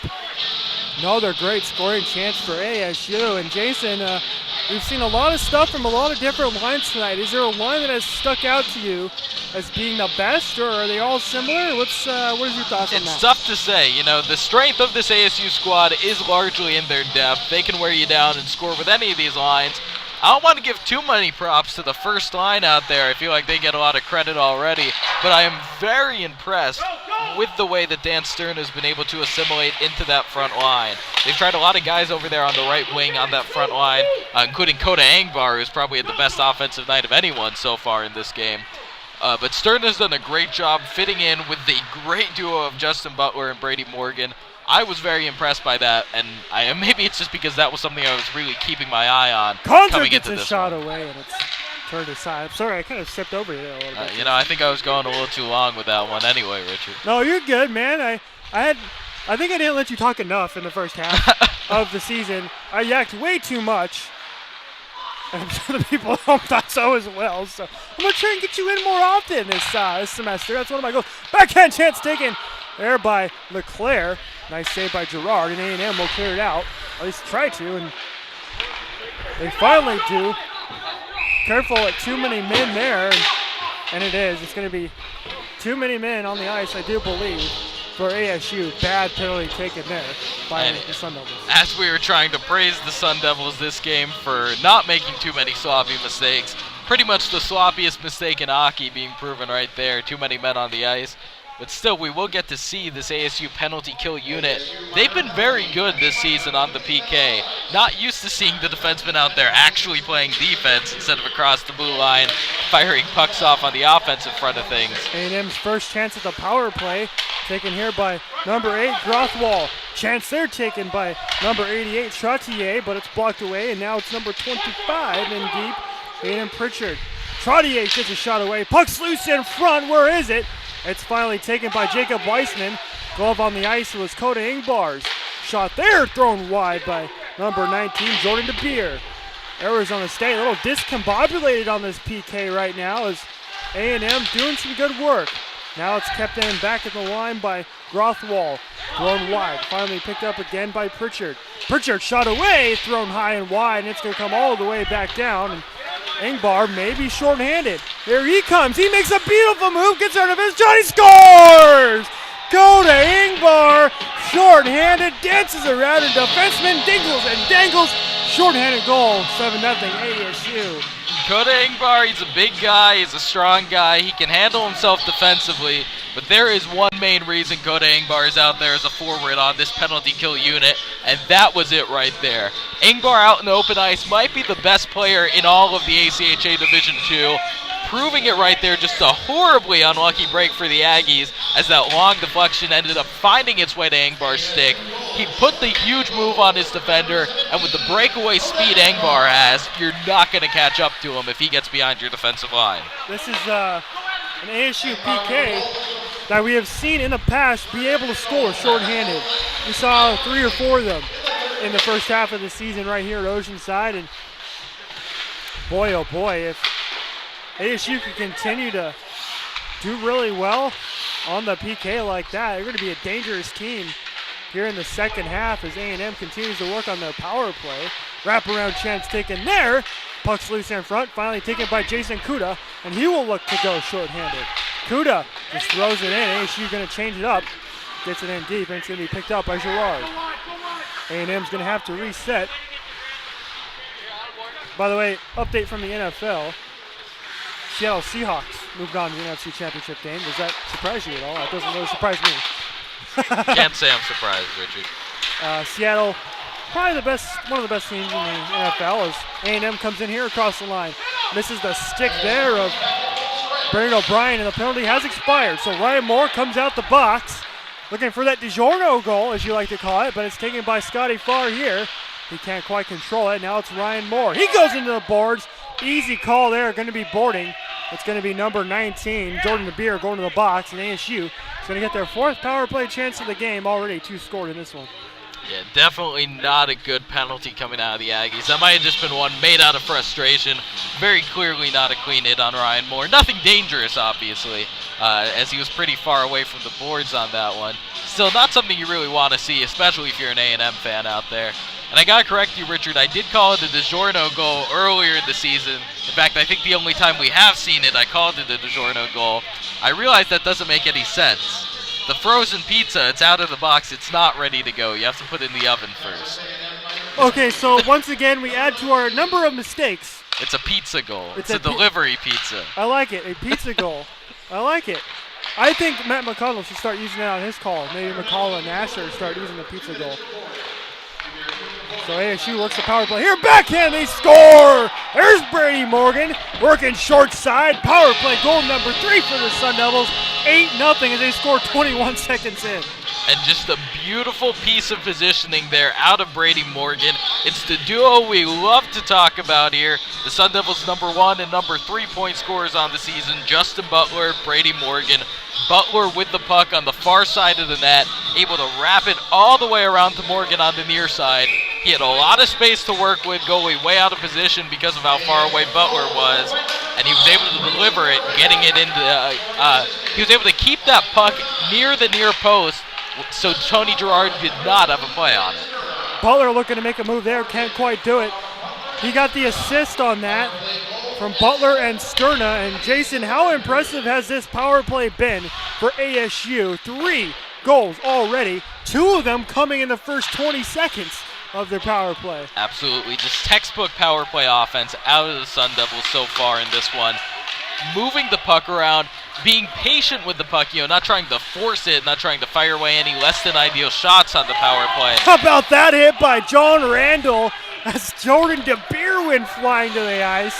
We're going to see that highlight somewhere. Maybe you'll see that on Cronkite Sports Live, which debuts in just a couple of weeks. You can check it out. Of course, cronkitesports.com.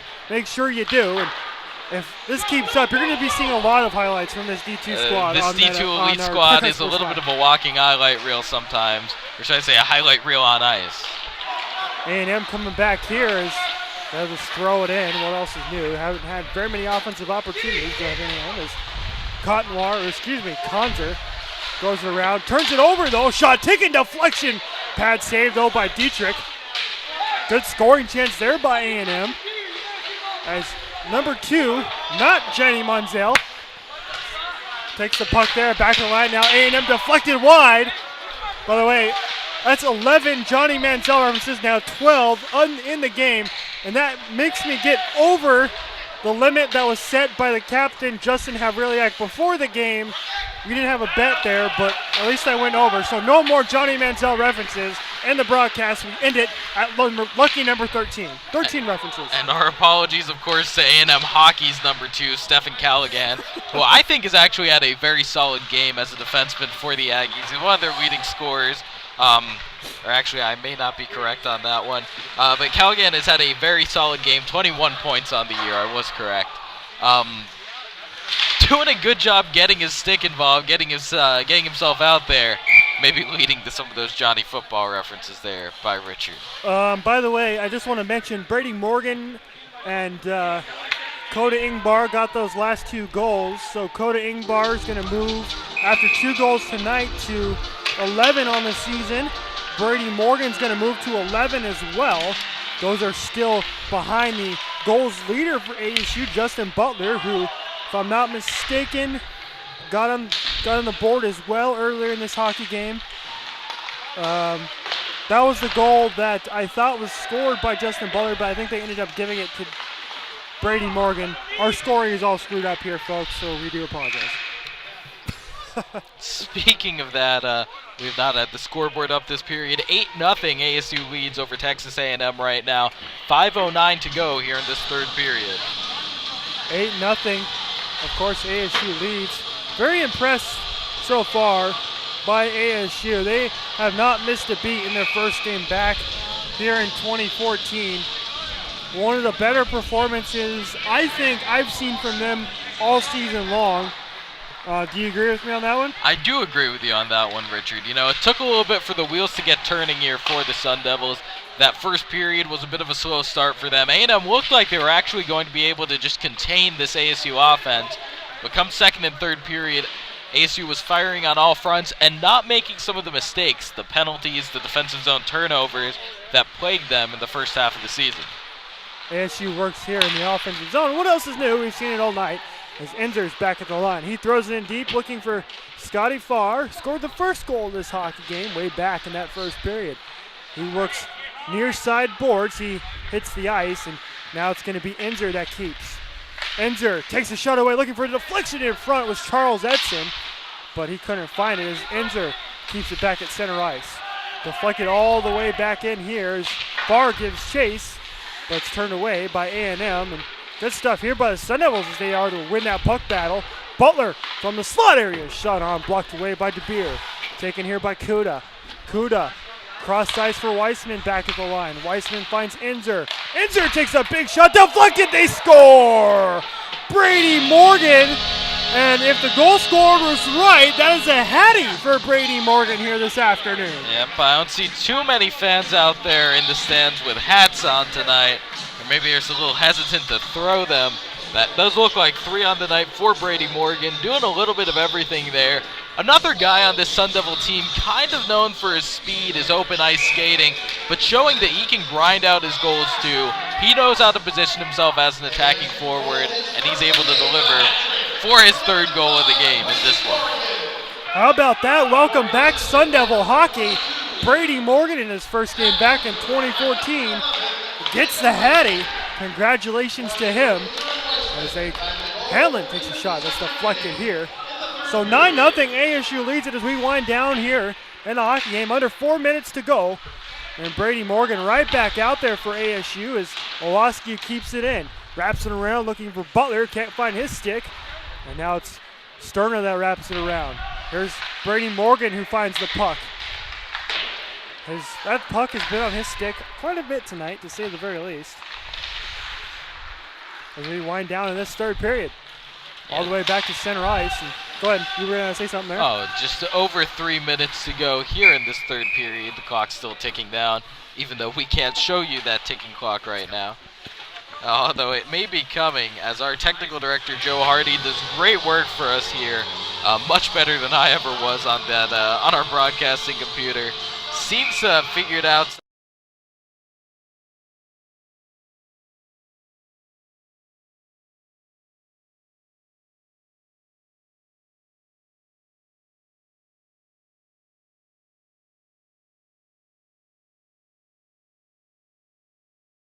Close it? There we go. Okay. So after some tricky technical stuff. Look at that. That's why Joey Hardy is our D2 Elite MVP, ladies and gentlemen. Give him the Dippin' Dots, courtesy of Kennedy Collier, of course. Hashtag Kennedy's Dippin' Dots on Twitter, the official hashtag of the D2 Elite broadcast team. Oh my goodness. It's 9-0, ladies and gentlemen. What else are you going to do? Exactly. Let's rewind under 3 minutes to go in the hockey game. Gotta have some fun with this one, but we can also look forward a little bit. Yes, you know, I think you've plugged it a few times, Richard, but you will be calling the D1 hockey broadcast tonight as ASU will be taking on Oklahoma in a revenge match, I guess, for the Sun Devil D1 squad. They suffered their first loss of the season last night to the Sooners. But looking forward with this D2 Elite squad, they do have another game against Texas A&M coming up tomorrow afternoon. I wouldn't be too surprised if we saw more of the same out of this ASU squad. Some tough tests coming up, though. Michigan State, definitely a notable game on this roster. They'll be in town next weekend to play the Sun Devils here in a 2-game set at Oceanside. A single game against Utah, and then maybe the biggest games of the second half of the season for the Sun Devils. They play a home-and-home against NAU. The Ice Jacks have given the Sun Devils a lot of trouble so far this season, giving ASU their lone loss. And, you know, ASU's only been able to beat NAU, score of 3-2 once, and a score of 6-4 once. NAU has been able to hang in there with the Sun Devils when they played in Flagstaff. And they were the only team that has been able to defeat this D2 Elite squad. And Jason, you mentioned it. On that road trip, ASU did go undefeated, but the one time they were almost dethroned was by NAU. They were down by 2 goals in the first period in that one, and they came all the way back and got a nice third period goal from Jacob Weissman to win that one on the road, to keep it at a one last team. And I think you're right, Jason. It's going to be a fun couple of weeks. I believe Michigan State last year was one of the top teams in the ACHA. That they were. And so that's going to be a fun matchup. If you can't make it out to Oceanside, please check us out, CronkiteSports.com, YouTube.com/CronkiteSports. Shot on rebound, puck sleeps in front as Ingbar picks it up here as we wind down in this one. Hefter's going to find it, and he works with it. But don't look too far ahead, though, because we still do have a game coming up tomorrow with these same 2 teams, as you've already said. That'll be a 1:10 start here at the local time, so an afternoon gamer. No better way to spend an afternoon than out at the hockey rink. Why not, eh? Gonna be an early start for us, though. That just means we have to get up early tomorrow. Yes, yeah. Especially for me, because I'm gonna be here late calling the D1 game. So if I come to the rink tomorrow and I am sleepy during the first period, I think the people will be able to understand. But maybe if I got some of Kennedy's Dippin' Dots, I'd be able to get through the game tomorrow. You know, whatever gets you through the game. I do expect a good one, though. You know, the second game of a series, when you've been out there battling a team for a full 60 minutes after game one, these teams tend to not really like each other too much going into game two. So I would expect a good physical game out of these teams. As always, I hope things stay clean out there. I never like to see any late hits or any questionable hits or anything like that. Those extracurriculars, as you might, after the whistle's been blown. But I would expect this A&M team to come out fired up, ready to go, and maybe trying to push through some of those tired legs, having played 2 in Flagstaff before coming down near the ocean side. Jason, you mentioned it a little bit. I've been very surprised that this game, it hasn't been that physical at all. It's really been pretty wide open ice for the most part. Maybe just that one boarding call. Yeah, and honestly, not really physical in a clean sense either. Not a whole lot of hitting going on in general. Mostly a lot of stick work we've seen. It's tough to say why exactly that is. Coach Lysigar, the assistant coach for the Sun Devil D2 Elite, he's always talking about wanting to see the team out there making smarter hits, but still playing physical hockey out there. I think a lot of times these guys would rather use their sticks, try and make some poke checks, make something happen like that. But so far, that lack of physicality has definitely played in the Sun Devils' favor. Hard to argue with that 9-0 scoreboard. 2-1. Time has expired. That'll do it, folks. Our final score from Oceanside Ice Arena here this afternoon. ASU's going to win it 9-0. And for Kyle Dietrich, he's going to get himself a shutout, ladies and gentlemen. And for Kyle Dietrich, congratulations, Kyle, your first shutout in 2013-2014. So to cap off a Brady Morgan hat trick, a shutout by Kyle Dietrich, all around a good afternoon for ASU hockey. Yeah, great evening for the Sun Devils in this one. Hard to believe that that's Dietrich's first clean sheet of this season. He's been pretty much a brick wall in that whenever he's taken the ice for the Sun Devils. He is undefeated so far in this season. You mentioned, of course, Brady Morgan's hat trick. It's hard to argue with Morgan and Dietrich as our players of the game, but I would like to highlight Koda Ingbar as well. Ingbar, a guy who's had to kind of adjust to playing on a few different lines now for Coach LeClaire in the D2 Elite. He's got huge speed. Everybody knows that, and we all saw it with the breakaway shorthanded goal. But I loved Angbar's ability to come through with that, with his first goal tonight, able to grit it out, win a puck battle, and the backhand score with the backhanded wrister. Really, I think it'll be very interesting to watch Koda Ingbar grow as the season progresses, see his speed kind of be applied more throughout his game, and to see him grow as a versatile player. ASU throws their sticks in the air in victory. And Jason, I think we're going to close it out, and we're going to send it to our post-game show right after we're done. Once again, our final score from Oceanside Ice Arena. ASU wins it 9-0 for Jason Chesler. My name is Richard Flores. It was so beautiful to be back here at Oceanside for our first broadcast of 2014. Good night and good hockey, everybody.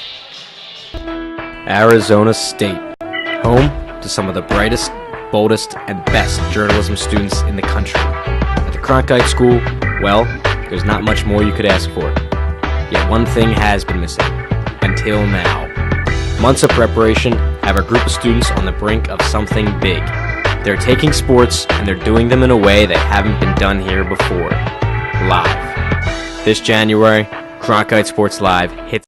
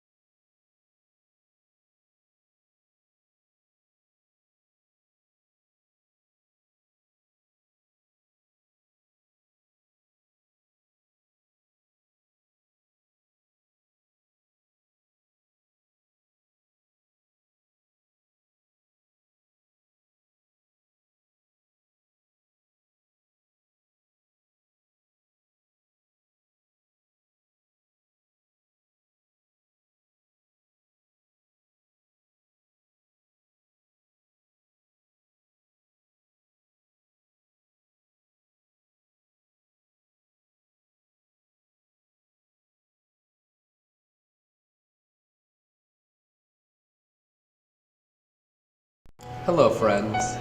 Here at WCSN, we have a tradition of anchor tryouts. The ASU Arizona State football team is getting ready to gear up for the start of their football campaign.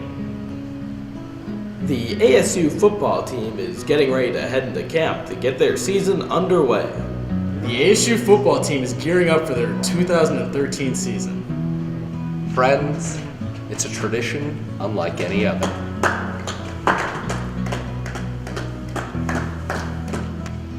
The ASU football team is gearing up for their 2013 season. This is WCSN.